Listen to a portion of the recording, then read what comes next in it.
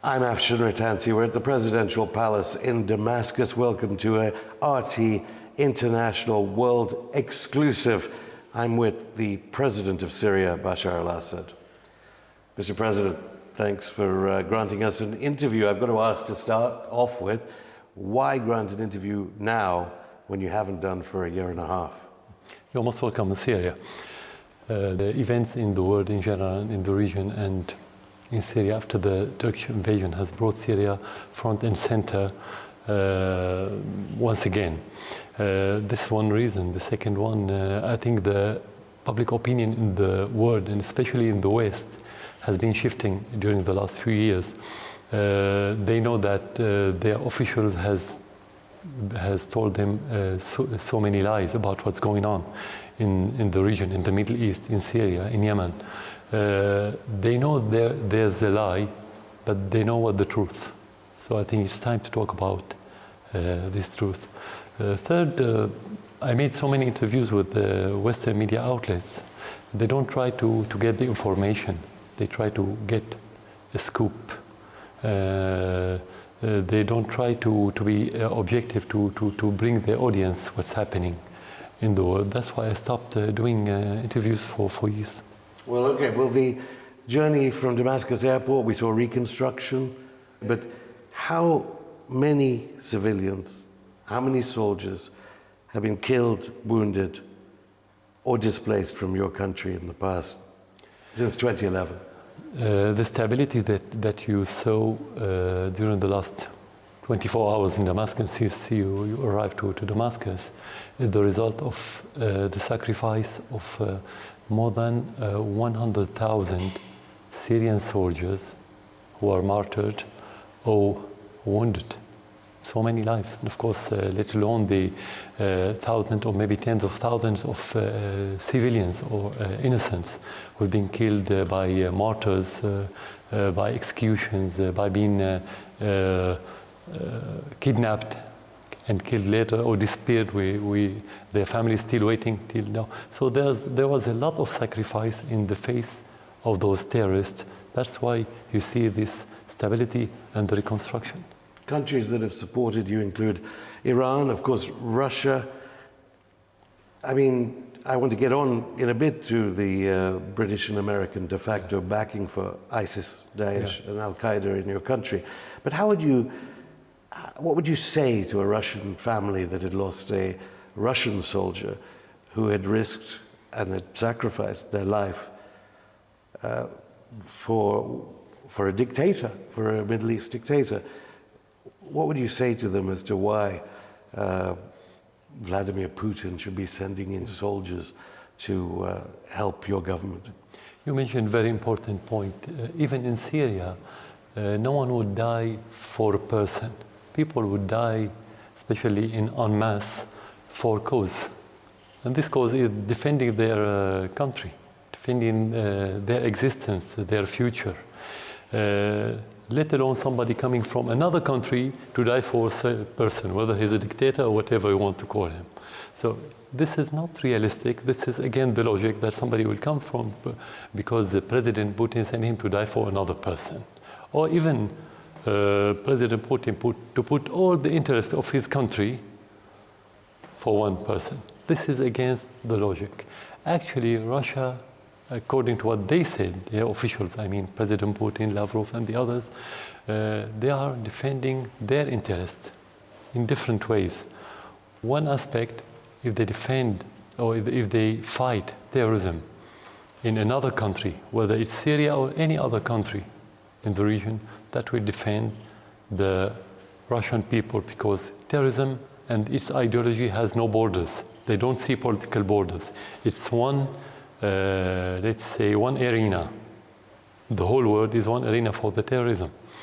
Secondly, they implement and they adopt the international law. According to their point of view, this international law, if it's implemented, it's in correlation with their interests, with their national interests. So implementing the international law around the world will help the interest of the Russian people. So what they've been doing is in accordance with the national interest, with the global stability, and with the Syrian interest and Syrian stability. Now, you know that in media in NATO countries, this country, your government, you personally, are synonymous with chemical weapons attacks. Let's just go back to one in 21st of August 2013 in Ghouta. Did your government drop chemical weapons on Ghouta on that date, 21st August 2013? The funny thing about that date is the same date where the first delegation that wants to investigate, the international delegation that came to Syria to investigate the incident, arrived to Damascus, which is only a few kilometers from this place. And logically, the Syrian army, if we support that he has chemical weapon, he wants to use it, he wouldn't use it at that day. This first.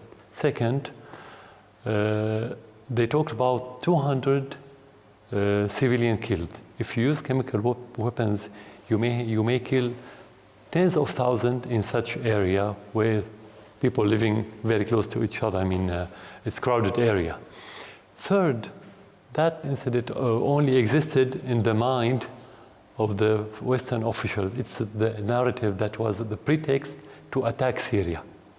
That's what happened. They didn't offer any tangible evidence to prove that there was such attacks. And there were many reports that show, that has refuted that report or those allegations. So it was only allegation.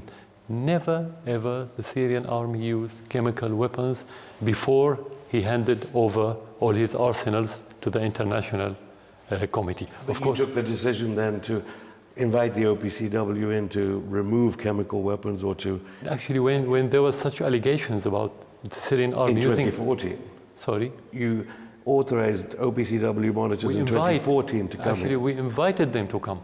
We didn't authorize, we invited them to come because we told them, you should come and should investigate because we are sure, 100% sure that these are allegations. But of course, the delegation not always unbiased, as you know. They are mostly biased.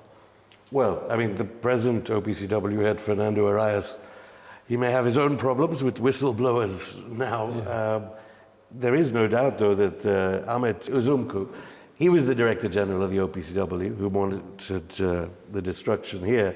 He said there were gaps, uncertainties, discrepancies in your OPCW monitored destruction of chemical weapons here in this country. Gap in our reports. Yeah. Why don't they show it?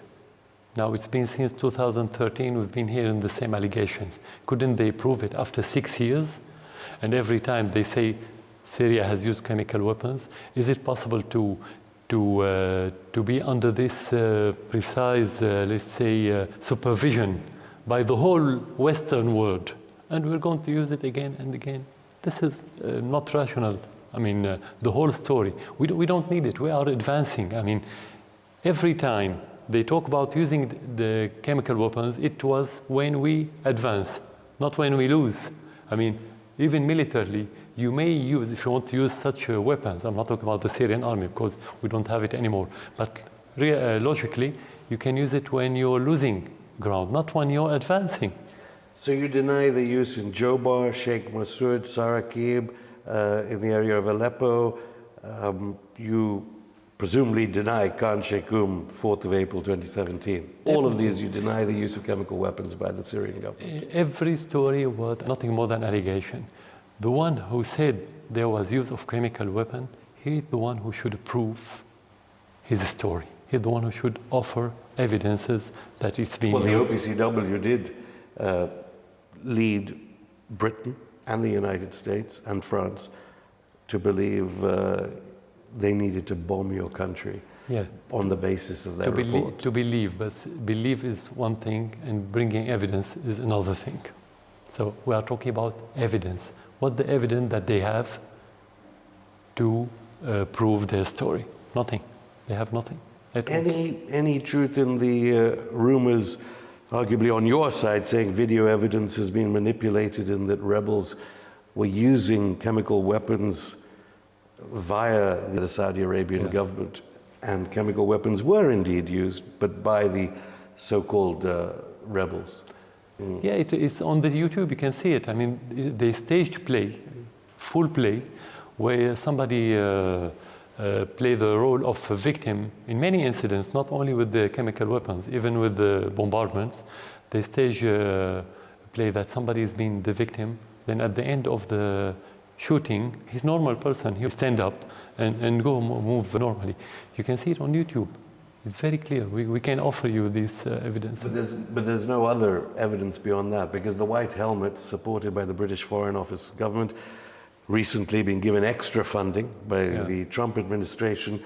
They claim their videos are absolutely true, and that, in fact, the people who are making those videos saved 150,000 lives in your country up to 2018. Again, it's very simple to see the same faces of those angels, the white helmets. The same face of the same one in the white helmets was a fighter with Al-Qaeda.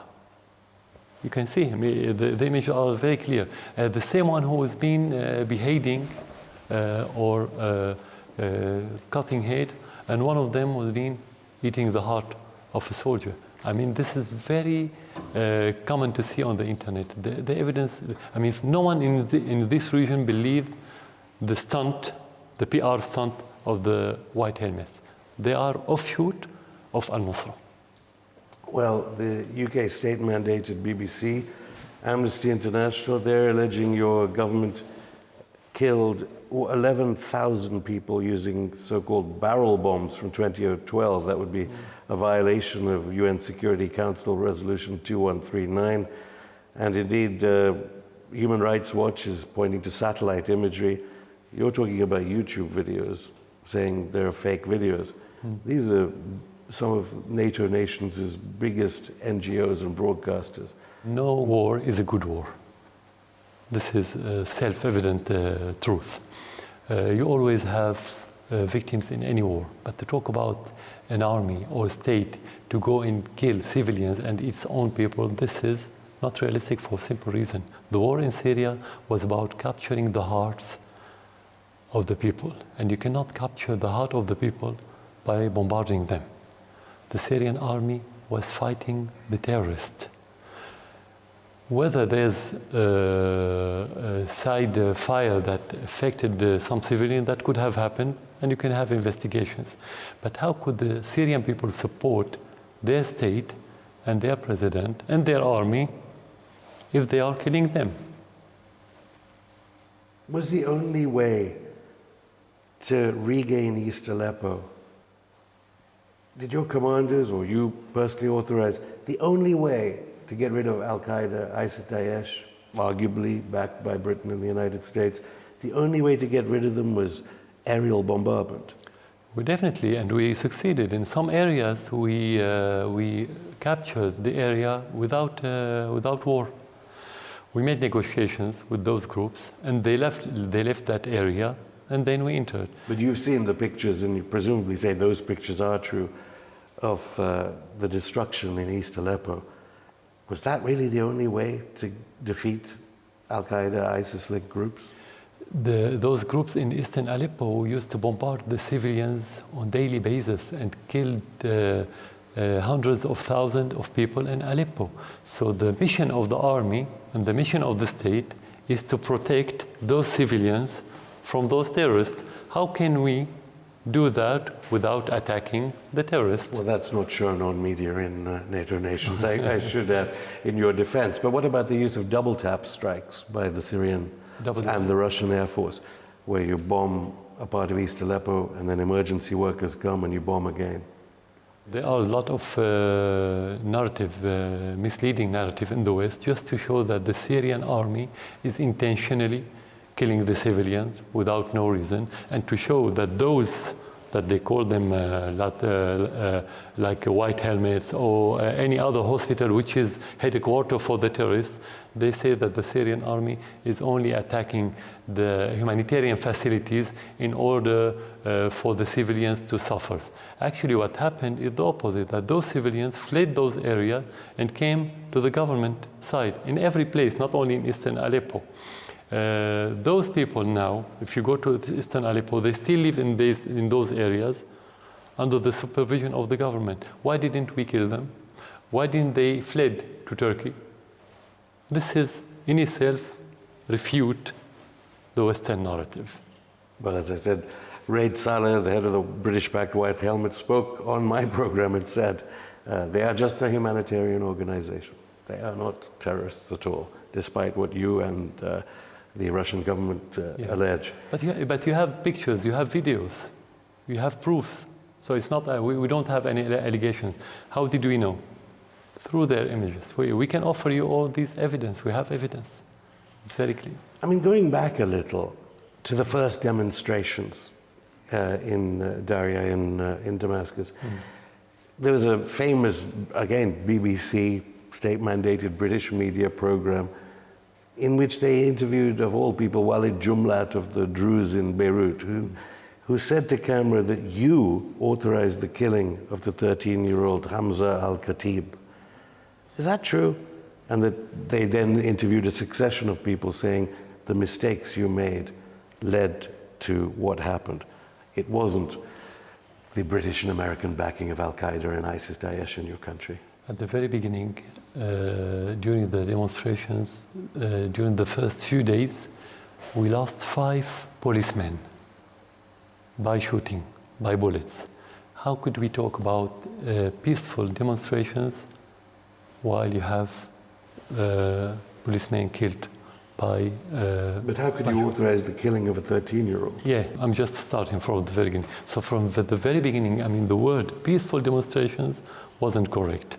There was shooting, and you cannot tell who's shooting at the police and who's the one who's shooting at the civilians, because in most of the incidents that time, the police didn't have even machine gun or pistol. Except this child was tortured. No, that's not true. He's not. We never had The such... cigarette burns on his body. He was killed. No, he was killed. He was killed, and there was allegation that he was tortured. He wasn't tortured. He was killed and was taken to the hospital. And I met with his parents. They know the real story.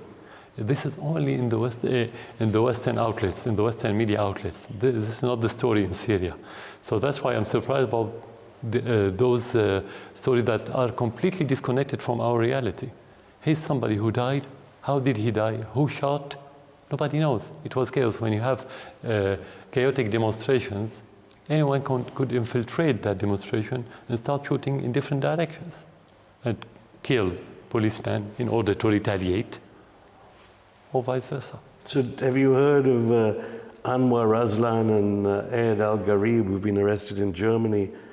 The Germans alleging something called Brach 251, one of your torture units, to torture demonstrators? We don't have torture unit. We don't have torture policy in Syria. Why do you use the torture for? That's the question. Why? Is it psychological situation? You just want to torture people? This is kind of sadism? Why to torture? You need information? We have all the information. The majority of the Syrian people supported their government. That's why we've been here for 9 years, in spite all of this aggression by the West and by the petrodollar in the Arab region. That's why this is the only reason. So why do you torture the people? That's the question. It's not policy. If you talk about individual incidents, this is only individual incident that could happen by anyone for revenge, for any other reason. That could happen anywhere in the world. But we don't have such policy. We never believe in that torture could make your situation better as a state. Very simple. So we don't use it, no. What did you make of it when the British government sent the Royal Navy to intercept an Iranian vessel? They said, the Iranian government said it was with heating oil for Syria. Are the sanctions from the European Union going to hit the poorest people in Syria this winter? Exactly. First of all, this is piracy. This is piracy by the United Kingdom regime. And this is the core meaning of the word regime, because regime and piracy in gangs is something similar. Second, yes, they wanted to affect the people in Syria. Why? Because those people expected to rise against their government during the different stages of the war, but they didn't. They were supposed to be supporting the terrorists, the moderate rebels, the angels of white helmets, but the people didn't. They stood with their government. So they have to suffer. They have to pay the price. First of all, they have to learn the lesson that you should have stood with their agenda. Second, this is maybe the last-ditch attempt in order to push them to be against the government. But they tried it last winter, they tried it before, and they didn't work because the people knew the whole story and they knew where their interest lies. People in the global south, you and your government ministers may think it's natural to accuse NATO governments of supporting Al-Qaeda, of ISIS. But viewers watching this interview in those NATO countries may think this is ridiculous. Why would the British government say, or the Obama government, because I suppose Donald Trump arguably has suddenly realized what may have been going on. Why do you think they wanted to support Al-Qaeda and ISIS-Daesh? Why? Because of the facts. These facts started with the fact that the American officials, before anyone else, said verbally with their tongue, like John Kerry, like Hillary Clinton, and many others, when they talked about their role in supporting Al-Qaeda in Afghanistan in order to be a tool against the Soviet Union at that time. They said this is their modus operandi. It's not something we invented. But they saw 9/11. Why would they make the same mistake again? Because the American policy in general depends on trials and errors. They invaded Afghanistan, they got nothing. They invaded Iraq, they got nothing. And they started to invade other countries, but in different ways. They change the way. The problem in the United States now, they fight a survival war from their point of view, because they are losing their hegemony. So they wanted to fight the Russian, the Iranian, the Syrian, whoever said no. Even their allies, if they said no, like the Western government, they will fight with them.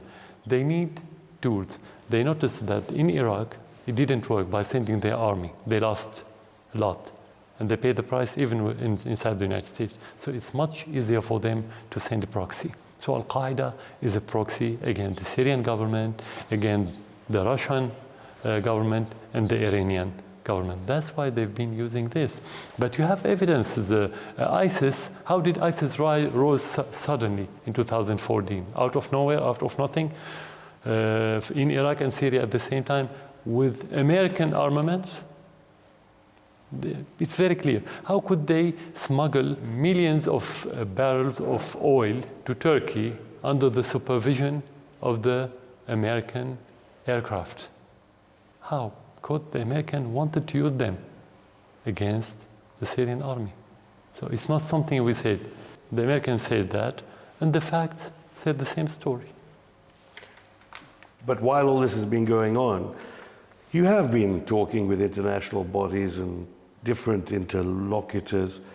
What do you make of the UN envoy, Staffan de Mistura, saying, in quotations in the past few days, having really fought against what happened in Aleppo, Idlib, in Daria, I could not be the one that is shaking Assad's hand and saying, Malesh. These are the people you were talking to as neutral observers.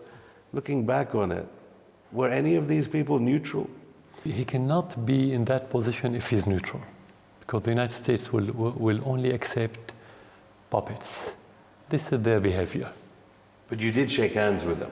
And he asked later to meet with me, and I said no. But so he wanted to shake my hand. He wanted to. He was biased. That's why he failed. He was implementing the American agenda, maybe in a little bit smarter way, but it didn't work because he was biased. That's why. And what is this Geneva process? There have been some reports that the Syrian delegation was backed by your government, but not representing the Syrian government. What exactly is this Geneva process? Post-conflict? I'm not even sure it's called that. It's American ploy. It's about gaining in politics what you couldn't get through the demonstration first and through the terrorist later. So you can get it through political process. That's why, again, it didn't work. That's why Geneva failed, because it was about toppling the government through interim interim body, let's say, doesn't matter what is it, then change the government peacefully and control Syria like they did in many other countries. That's why Geneva failed, and that's why we went to Sochi with the Russian. That's why Sochi now is working. We had this delegation last month, and they started last week negotiating the constitution. So when Donald Trump announces... Sorry, are you asking me about this Geneva or about... Oh yeah, I was talking about this Geneva. If you talk about this Geneva is only the venue, the place, the geography. But I mean, the political process is still Sochi. It's Sochi. Doesn't matter where we convene or where we start the negotiation. It's Sochi. But of course, in mainstream Western media, in media in NATO nations, it's Geneva, not Sochi. Course, and do you believe that this curious story that the Russians are saying that the USA is stealing $30 million of oil a month from northern Syria, is this a Trump bargaining chip in the Geneva talks? Why would a net oil exporter like the USA be interested in $30 million of oil a month? No, since ISIS started smuggling Syrian oil and looting Syrian oil in 2014, they had two partners, Erdogan and his coterie, and the American, whether CIA or others. So what Trump did is just announced the truth.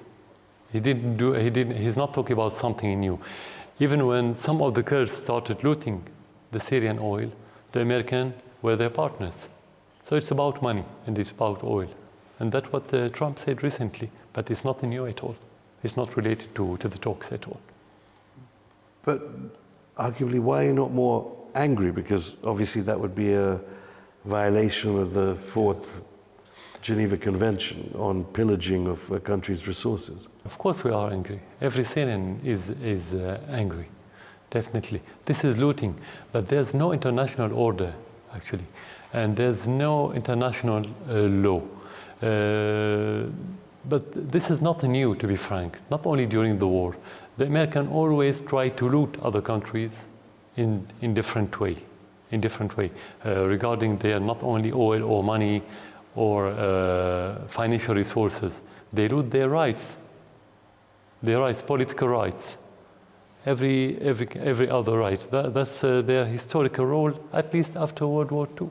So it's not something new. It's not strange or disconnected from their previous policy, but if from time to time it takes different shape, and this shape, looting the oil, the starkest way of the American policy, looting the rights of other people.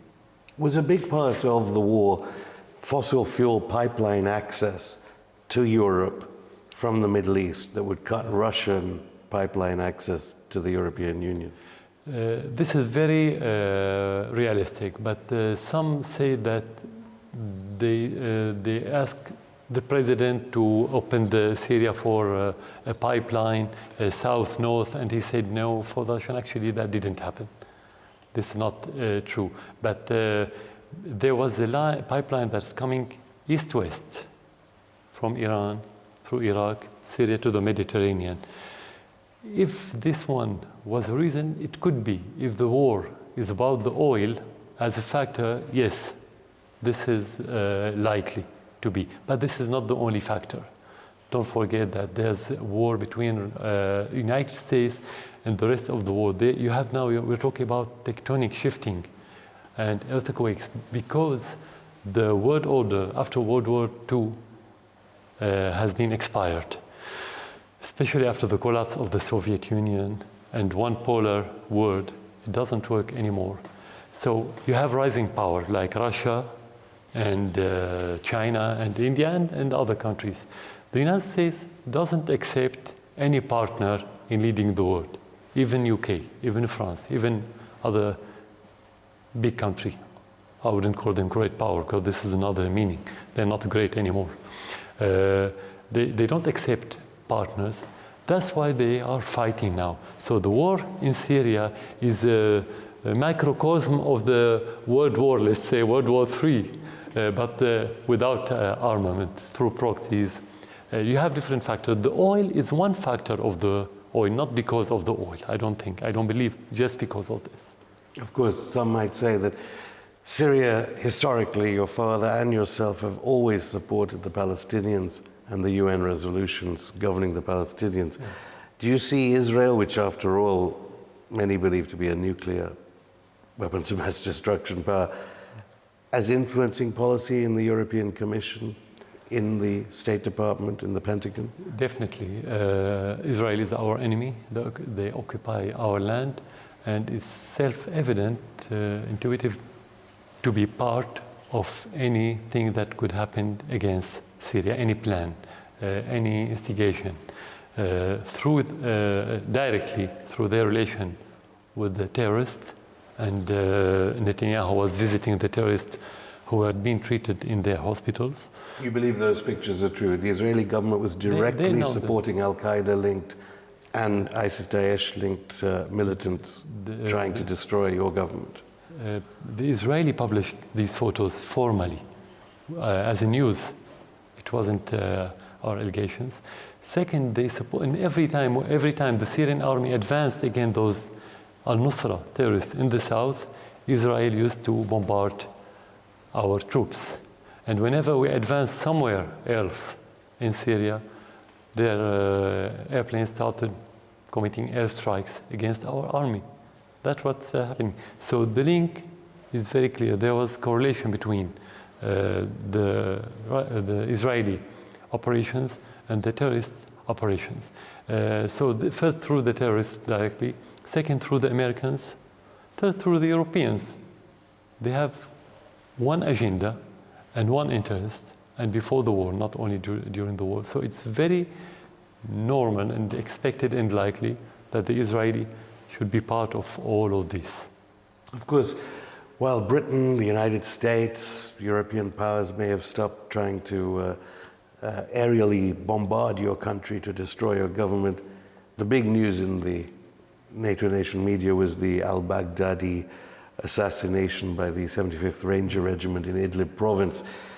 Is it your understanding, going on from what you just said, that al-Baghdadi is essentially trained by the United States under torture in Abu Ghraib prison in Iraq? Yeah. He was in their prisons, under their supervision. And the Americans were the one who released al-Baghdadi. So they wouldn't release him without any role. And suddenly Baghdadi became al-Khalifa of the Muslims in the world, as he assigned himself. He was prepared by the Americans to play that role. And we don't believe this recent story of killing him. Maybe he's killed, but it's not about what they mentioned. The whole story was about whitewashing the American hand from being hand glove of the terrorists during the last, not only few years, but during the last decades. This is like in the fiction movies when they erase your memory. They wanted to erase the memory of their public opinion that we were, or they were, in direct link with those terrorists, especially Al-Qaeda, ISIS, and Al-Nusra. When Saddam Hussein was captured, they showed him. When he was executed, they showed the event of execution. When his children killed, they showed their body. The same with Al-Qaddafi. Why didn't they show us the body of bin Laden? Why didn't they show us the body of al-Baghdadi? Just a fake story about being against terrorists and this very sophisticated operation. Maybe he's killed because he's expired as person. They needed somebody else. And maybe they wanted to change the whole name of ISIS into another name to bring ISIS as moderate organization to be used again in the market against the Syrian government. I'll get on how the media will react to that. But of course, the Trump administration thanked your government when it came to the assassination of Baghdadi. We're not part of any operation. You're not in dialogue with Donald Trump? At all. There's no relation between any institution in Syria and any institution in the United States. Nor with EU representatives at these recent Geneva talks? No one at all. No one at all. We don't have any relation with most of the Western countries who play a direct role against Syria. I know you're antagonistic with the NATO nation Turkey, but Mr. Erdogan, and arguably yourself, must be aware that Western policy is liable for blowback into the European Union. What have you made of, say, European Union government's response to the possible outflow of British ISIS-Daesh fighters back into the European Union? How dangerous is it to be in London today, or Paris, or Berlin? Actually, the relation between Erdogan and the EU is two ways. They hate him, but they want him. They hate him. They know that he's fanatic Islamist. They know this. And they know that he's going to send them those extremists or maybe terrorists. He took in many refugees from your country, of course. Many of them from Syria, and some of them, no, they're coming from different areas in the world, not only Syria, actually. But the majority are Syrian. Not all of them are extremists. Not the majority of them are terrorists. Actually, most of the Syrians who left to Turkey, they left because of the terrorism in Syria, because of the bombardment of the terrorists and so on. So they don't want him, but at the same time, they fear him. But from the other side, let's say that sending those Syrian and other refugees is dangerous. The most dangerous on Europe is to support the terrorists in Syria. This is the most dangerous part. So this is hypocrisy. How can you fear those few millions? The majority of them are moderates, and they have few terrorists, while you support those terrorists directly in tens of thousands, at least, and maybe hundreds of thousands in Syria, and you don't fear that they're going to go back to your country. Well, the British government takes away the citizenship of British ISIS-Daesh fighters, arguably. Yeah. Okay, but then presently the fighting in Idlib, Russian warplanes in action there. How far away are we from reintegrating Idlib? Will there be an amnesty for these people that have tried to overthrow your government? Yeah. Militarily, it will not take a long time if we start to liberate Idlib. But actually what we do, our plan, is to give chance for the civilians to leave. And that's what's happening. But they've been actually not living freely toward the government. They've been smuggled. They've been, coming like leakage. Few families every week, let's say, because they could be killed if they want to leave. Southwards or westwards towards No, Europe? Southward, toward the government. So actually southward or eastward. This is very important for us to give chance for those civilians to leave in order not to be harmed. But there are airstrikes backed by Russia and your military forces. Reports in the past few days of civilians dying. Yeah. No, How soon is Idlib going to be reintegrated? Those airstrikes are again the terrorist facilities, very simply. But in the humanitarian organizations. Exactly. In the Western narrative, in the Western media, the narrative during the 9 years of the war, that every Syrian or let's say Russian airstrike should be again the civilian and the humanitarian facility.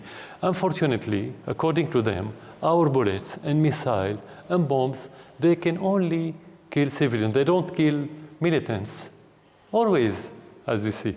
So no, this is against part of the Western narrative, and I think just discussing this narrative is just a waste of time. Again, this is against our interest. Our interest lies in killing the terrorists in order to protect the civilians, not leaving those civilians, innocents, under the supervision of the terrorists and being killed by the terrorists. Okay, but then what is the nature of your agreement with the Syrian Defense Forces? There are so many different names of organizations in your country. Many of them are the white hat good guys in NATO nation media. Is there power sharing going on? Who are the Syrian Defense Forces? With the SDF. No, it's about regaining the control, full control of the territory wherever the Syrian army move, and bring with it the services of the government. So it has full sovereignty. on those territories. But this agreement is about the SDF withdrawing 30 kilometers southward in order to remove the pretext of the Turks to invade Syria. So it's let's say we are in transitional period because they are going to keep their armaments now. But we invited them to join the Syrian army. Some of them said no. The last few days, some of them said, yes, we are ready to join the army. So we don't know what's going to happen yet. But we invited them to join the army in order to have a normal situation as it used to be before the war, when the law prevailed and the state prevailed, nobody else. And as for Kurdish forces, are they just tired after so many years? I mean, your understanding is they took money from the United States, the CIA. Now you're welcoming them back to work with First Syrian of all, the government. SDF is not only Kurds, it's a mix of Kurds and Arabs and others. Second, when we talk about the SDF, the Kurds in the SDF, they represent part of the Kurds. The majority of the Kurds, they had good relations with the government, and the majority of the Kurds support the government. But this part, which is called the PYD, is the one who's been supported by the Americans publicly, their armament, their money. They smuggled oil together. They are American agents, to be frank. Most of them. I wouldn't say all of them. I don't know all of them. But their policy during the last few years is to invite the American to stay, to be angry when the American wants to leave, and to say we don't want to join the Syrian army recently. Aren't you saying exactly what Mr. Erdogan would say to me about the SDF? About them. Actually, Erdogan has his own agenda, which is two parts. His own agenda as Muslim Brotherhood and the American agenda as a puppet. So it's two parts, but they work in tandem, these two agendas.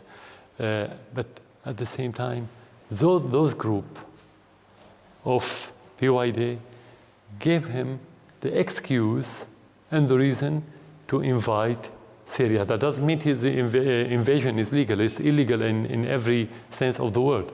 But they gave him the pretext because he's been announcing for years that he wanted to invade the northern part of Syria. And he wanted to clean that area from the terrorists. And he mean the PYD. They kept give him this excuse. That's what happened. That's why they were to be blamed. But Erdogan is invader. Okay, but don't you see how NATO, some people in NATO powers may think the one thing we do not want is peace between Ankara and Damascus. Of course. And you are participating in that divide and rule system that will have been designed in Western capitals. Yeah. No chance of any meetings with Mr. Erdogan? With him, it's not raised, I mean, to meet with him. And I don't think while somebody is occupying your land will be the preferred one to meet with. We had some few meetings. You negotiate with your enemies, not your friends. Yeah, we are, but not with Erdogan, not me with him, no. It's on the security levels. It happened through the Russians. I mean, it was a tripartite meeting. It happened 2 or 3 times.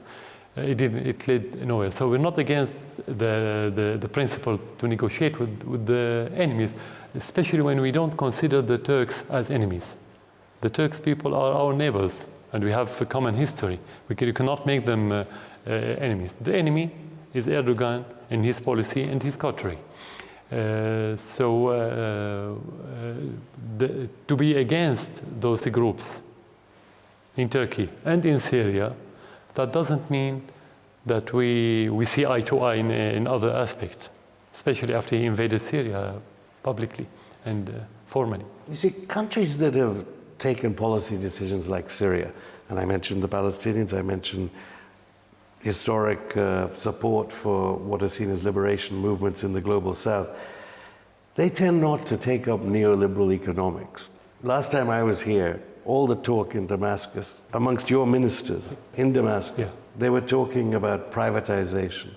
They were talking about elites in Syrian society, educated in business schools, in Harvard, in the West. Is that not the start of the Syrian conflict?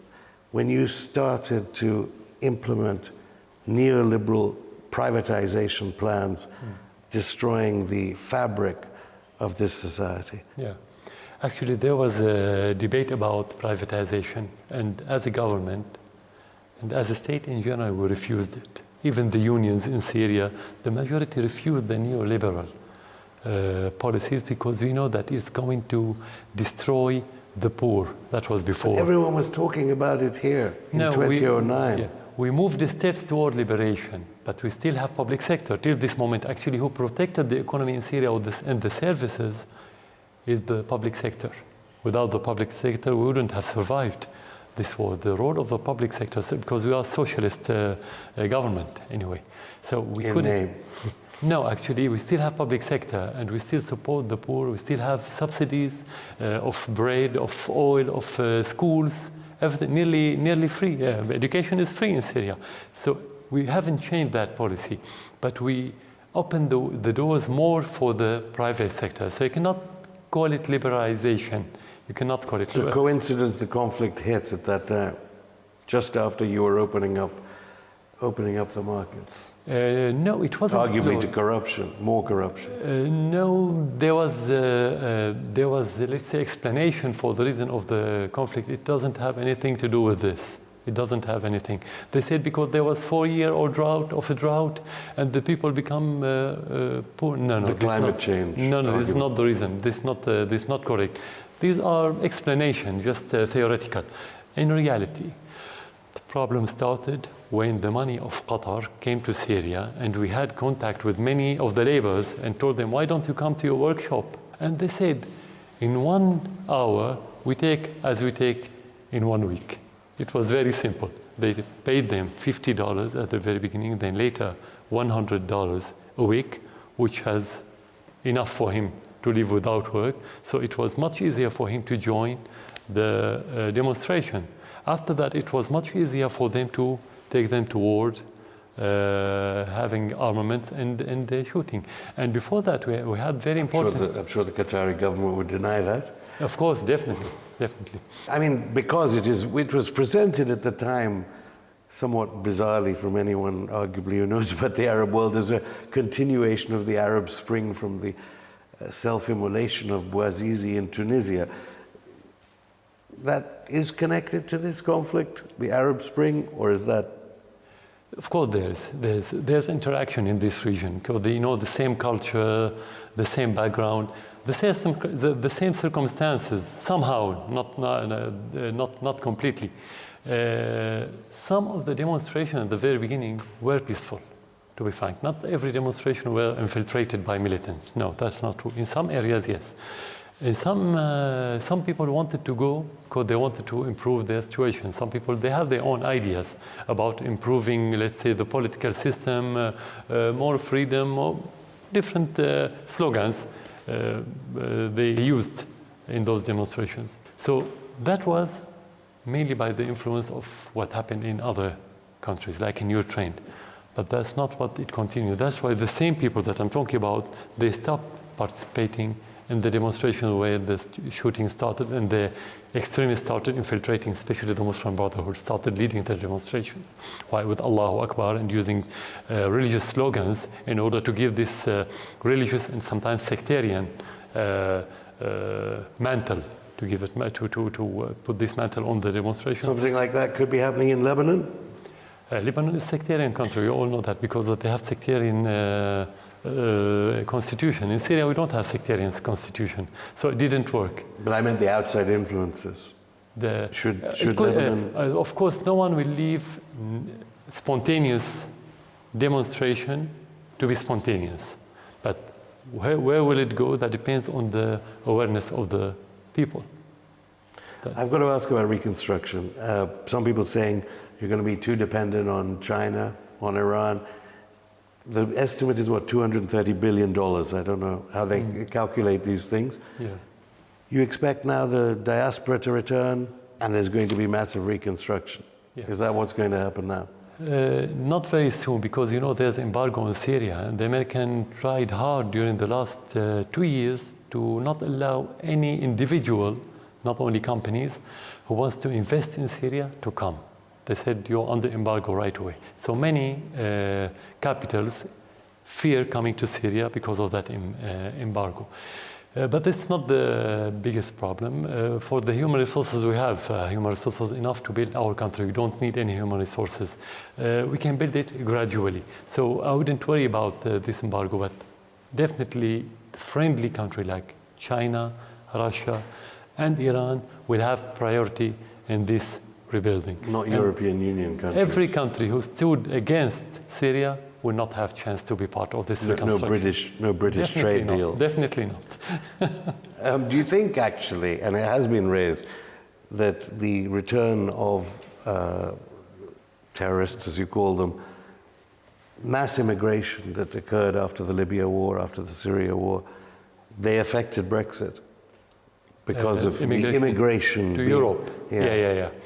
Of course, the far right has been influenced by this to his own interests, of course. I'm talking about the far right. The most important thing, not the political aspect of it, the change in the society, how much Europe is ready or can or able to integrate those immigrants in their society. Even before that, on mass immigration during the last 10 years to Europe, they had a problem in integrating the immigrants in their society. Now you have this problem, and you have the terrorism that inflicted France and UK and other countries.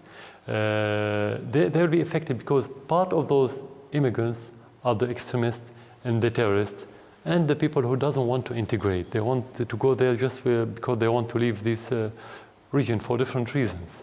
Security, economy, and but there'll be no security collaboration to help these countries cope with that? There's no, and from your government? We're not ready, and we said very clearly that we're not going to help any country in security while they work against Syria in every aspect, economy, security, and in their politics. The boss of MI6, on his opening speech, Alex Younger, he said, you, Putin, you make a desert, then call it peace. The human tragedy is heartbreaking. Any British officials is in no position to talk about the humanitarian aspect anywhere in the world. They've been part of the invasion in Iraq. They've been partner in killing more than 100.5 million Iraqis. They've been a partner in attacking Syria with their missiles and the embargo on Syria and killing hundreds of thousands of Syrians.